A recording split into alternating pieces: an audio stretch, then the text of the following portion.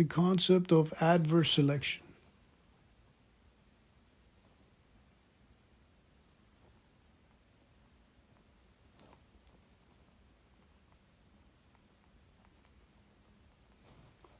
Okay, now when it comes to adverse selection, this has to do with private information that one party knows, but the other party does not have. Okay, so we talked about asymmetric information where one party in a transaction may know more about the other party. Okay, this has to do with adverse selection, where one party, let's say the seller, may know private information about the buyer, as a result of which the seller may go ahead and take advantage of that information. He or she may sell the buyer something that doesn't work.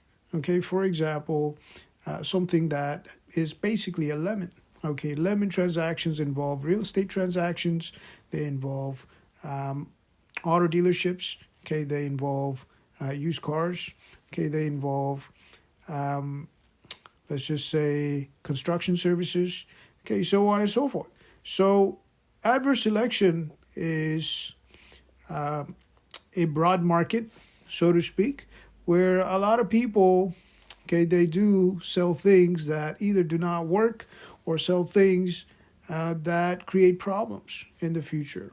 All right. So when it comes to adverse selection, okay, one way to reduce adverse selection is private production and sale of information. Okay, so say for example you have blogs on a certain topic that will reduce misconception about that topic. Okay, you may have websites like MarketWatch, for example, when it comes to investing in stocks. Okay, so when you go on that website, when you find information as an investor, okay, you can make better decisions.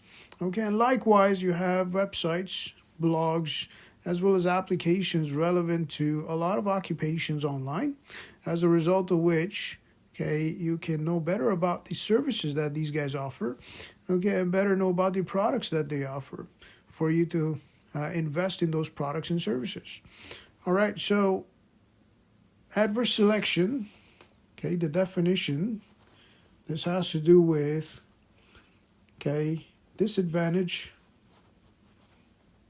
let's just say disadvantage in a transaction when one party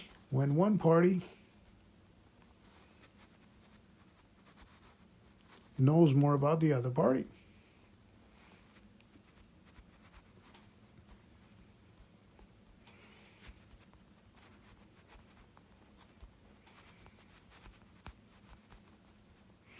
Okay, it may have to do with private information. It may have to do with insider info.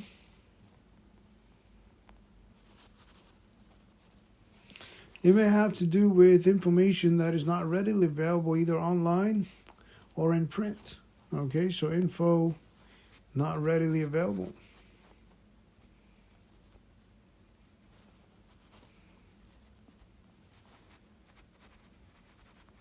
And it may also have to do with, okay, hidden information. All right, so we often end up paying, okay, phone bill charges that we consider hidden charges. Okay, we may end up paying roaming fees not knowing that you're being charged for roaming. Okay, you may end up paying fees for long distance not knowing whether or not your plan covers long distance. Okay, you would assume that your plan covers long distance, but it doesn't. Okay, and likewise, when you invest in stock markets, okay, let's say you invest in a company that has offshore accounts where it may hide things like, profits, okay, to avoid taxes, okay, or some kind of loss, okay, to avoid losing investors. As a result of which, okay, if you end up investing in this company or corporation, for example, you may end up losing your money when the company goes bankrupt. Okay, this has to do with adverse selection, where one party knows more about the other party, where the company, for example, knows more about the people or the share owners who invest in the company versus the share owners knowing more about the company. Okay, so again, Okay, the theory of adverse selection, where one party knows more, as in more private information, okay, or sensitive information about the other party, as a result of which, okay, there is, let's just say, a transaction where the party who lacks the information loses out. Okay, so that will be it for this video. On behalf of V Electronics, this is Ubaid. Have yourself a great day.